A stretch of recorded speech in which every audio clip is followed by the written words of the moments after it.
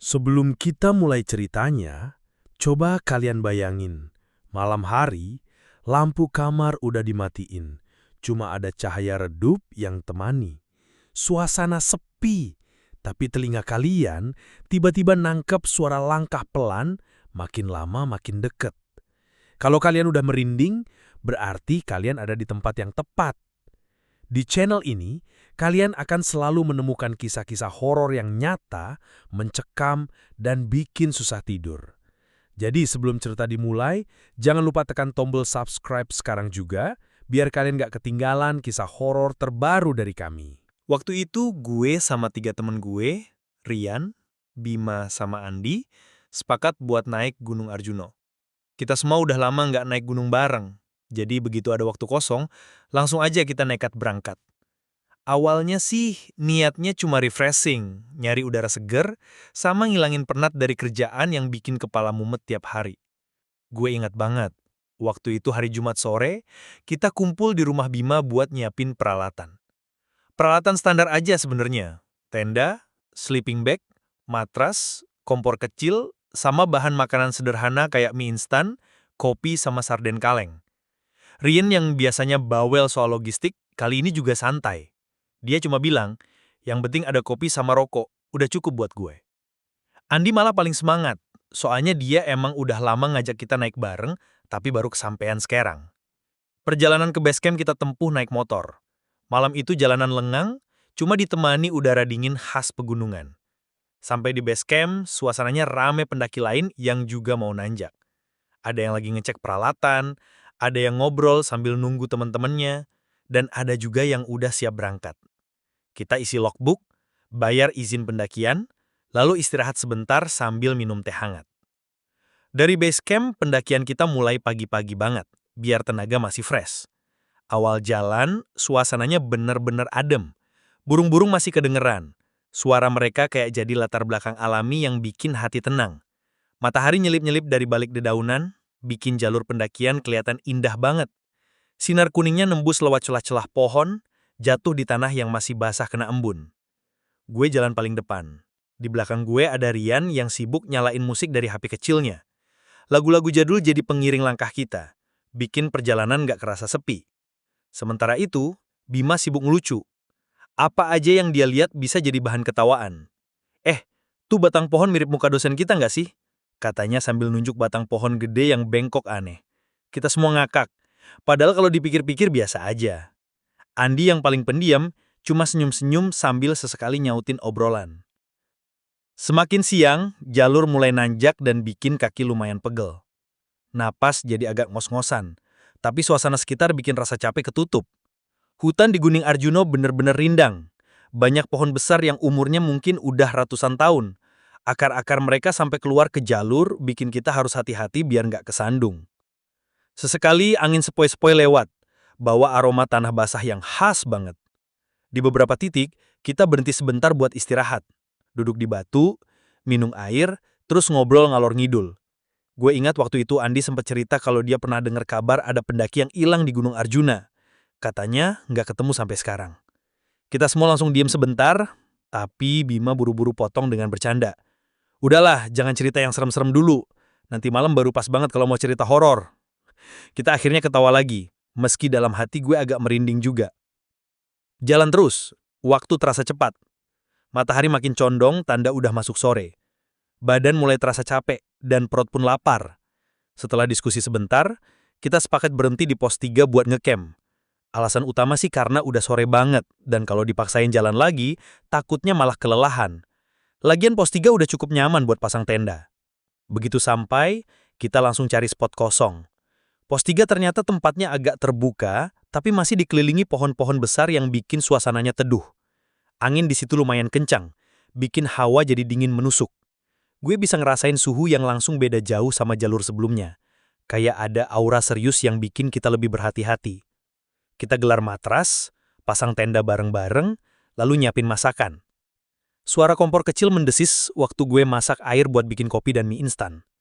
Bau mie yang dimasak di gunung tuh entah kenapa selalu terasa lebih nikmat dibanding di rumah. Mungkin karena capeknya perjalanan bikin semua makanan berasa enak. Kita makan sambil ketawa-ketawa lagi, ngobrolin hal-hal random mulai dari kerjaan, pacar, sampai gosip kecil di lingkungan rumah. Waktu itu gue sempat bengong sebentar, ngeliatin langit sore yang mulai berubah warna. Dari biru jadi jingga, lalu perlahan gelap. Burung-burung yang tadinya nyanyi-nyanyi udah nggak kedengeran lagi. Diganti suara serangga malam yang nyaring. Gue sempat mikir, betapa damainya suasana gunung ini kalau malam turun pelan-pelan. Selesai makan, kita duduk melingkar di depan tenda. Rian bikin kopi, Bima masih aja ngelucu. Dan Andi mulai cerita pengalaman pendakiannya di gunung lain. Malam itu bener-bener terasa biasa, kayak camping-camping sebelumnya. Kita nggak ngerasa ada hal aneh sama sekali. Semua masih normal, semua masih aman. Tapi semakin malam, hawa dingin makin menusuk. Angin bertiup agak kenceng bikin suara gesekan dedaunan kedengeran jelas. Langit di atas tenda gelap pekat, cuma ada beberapa bintang yang berkelip. Gue sempat masuk tenda duluan buat rebahan. Sementara yang lain masih asik ngobrol. Dari dalam, gue cuma bisa dengar samar-samar suara mereka bercanda. Di titik itu gue sama sekali nggak punya firasat kalau malam itu bakal jadi malam yang nggak pernah bisa kita lupain seumur hidup. Gue pikir semua akan biasa aja, tidur nyenyak, lalu lanjut jalan besok pagi. Tapi ternyata, justru dari sinilah semua mulai berubah. Sekitar jam 11 malam, suasana di sekitar pos 3 berubah drastis. Dari yang tadinya masih ada suara serangga dan desir angin, mendadak jadi hening banget. Hening yang bukan sekedar sepi, tapi kayak ada sesuatu yang sengaja bikin semua suara hilang. Gue yang tadinya udah setengah ngantuk langsung kebangun lagi karena rasa aneh itu. Angin yang tadi berdesir di daun pun kayak berhenti, udara jadi pengap tapi dinginnya nusuk sampai tulang. Gue rebahan sambil mantengin langit-langit tenda, tiba-tiba telinga gue nangkep suara pelan, suara langkah. Pelan, berat, kayak orang jalan muterin tenda kita. Krek, krek, bunyi daun kering yang keinjak itu jelas banget. Awalnya gue mikir, oh paling Bima keluar buat pipis. Tapi setelah gue nengok ke samping, gue lihat semua teman gue ada di dalam tenda. Rian masih melek sambil nutupin badannya pakai sleeping bag, Andi tidur miring sambil ngorok halus, dan Bima malah ngorok paling keras. Gue langsung ngerasa bulu kuduk berdiri semua. Langkah itu terus jalan, pelan, muterin tenda kayak muterin mangsa. Gue sampai nahan napas, ngedengerin baik-baik. Jantung gue udah deg-degan gak karuan. Gue coba yakinin diri sendiri, mungkin itu pendaki lain yang baru nyampe pos 3. Tapi logika itu langsung mental. Soalnya dari awal kita nggak dengar ada suara orang datang, nggak ada cahaya senter juga. Dan anehnya, langkah itu pelan banget, kayak sengaja dibikin biar kita sadar. Belum sempat gue mikir panjang, tiba-tiba ada suara lain. Suara cekikikan. Ketawa kecil, pelan, tapi jelas banget. Hihihihi. Suaranya nyaring, tapi aneh, kayak jauh sekaligus dekat di telinga. Gue otomatis noleh ke arah Rian, dan ternyata dia juga udah ngeliatin gue dengan mata yang melebar. Lu denger juga kan? Bisik Rian dengan suara serak ketakutan. Gue nggak bisa jawab panjang, cuma bisa ngangguk pelan. Suara itu makin lama makin jelas. Kadang kedengeran di belakang tenda, kadang pindah ke depan, kadang persis di samping. Seolah-olah ada yang lagi mainin kita. Gue coba tutup kuping pakai sleeping bag, tapi tetap aja samar-samar suara itu tembus. Kayak suara itu nggak butuh udara buat nyampe ke telinga kita. Tiba-tiba, tali tenda kita yang dipasang kencang sempat kayak ditarik dari luar. Krek!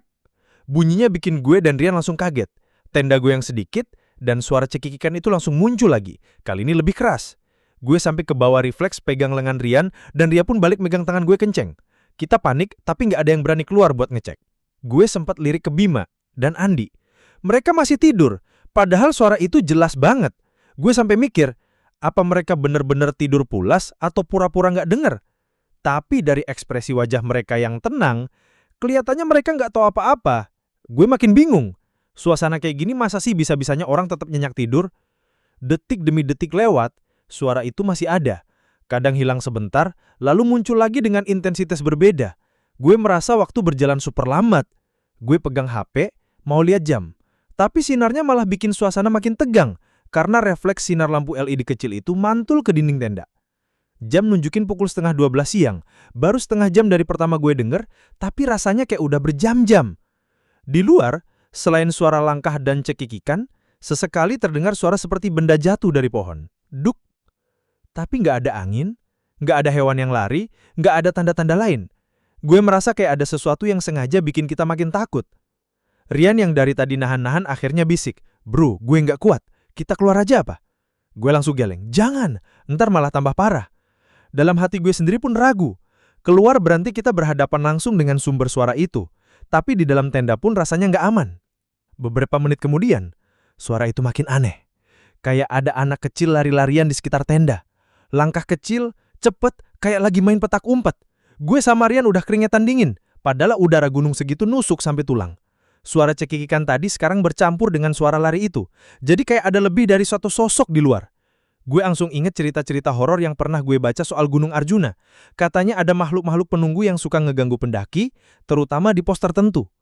Gue mulai komat-kamit baca doa sebisanya. Rian juga sama, bibirnya komat-kamit sambil merem. Tapi suara itu tetap nggak berhenti.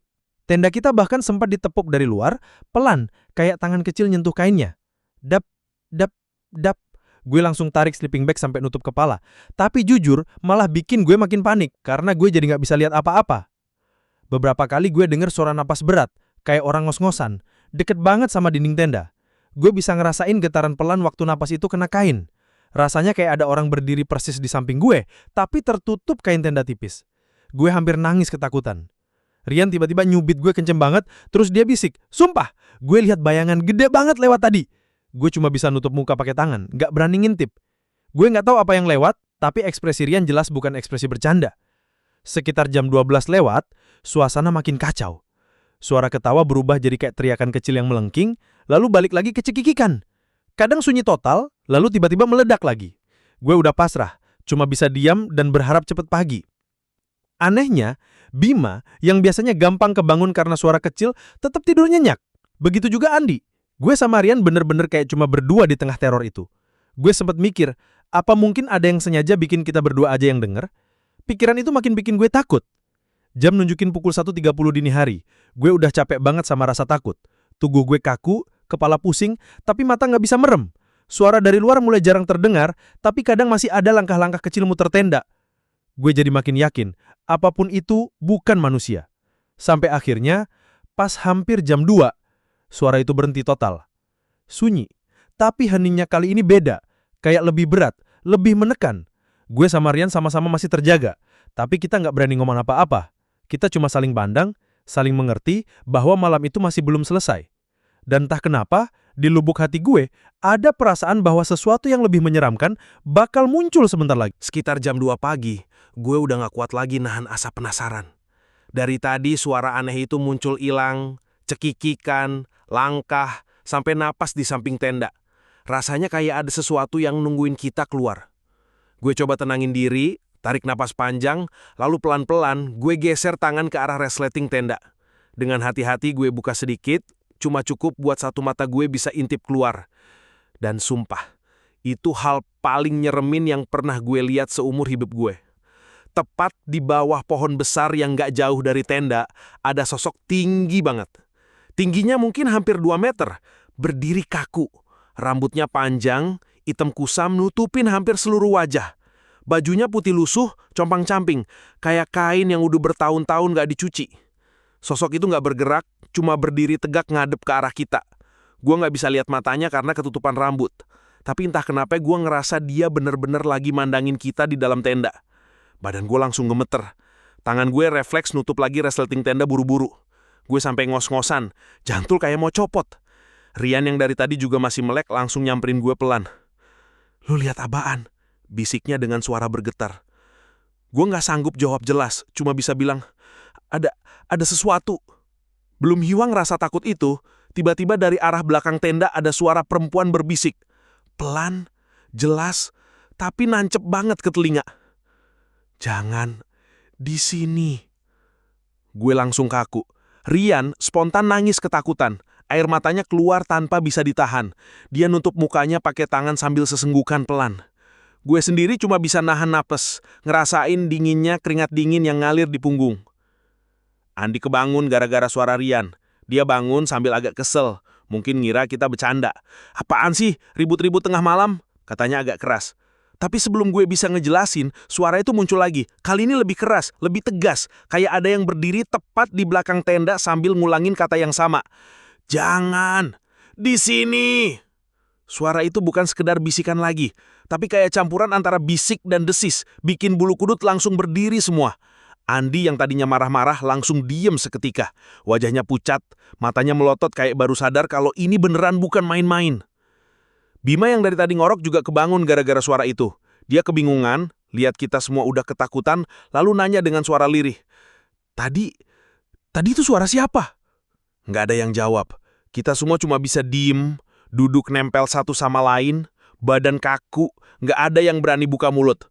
Dari luar tenda, suasana jadi makin mencekam, sunyi banget. Tapi anehnya hawa dingin makin nusuk. Gue sampai bisa lihat uap napas kita sendiri meski kita lagi ada di dalam tenda tertutup. Sesekali ada suara ranting patah kayak diinjek. Lalu suara kain tenda kayak dielus pelan dari luar. Seret, serat.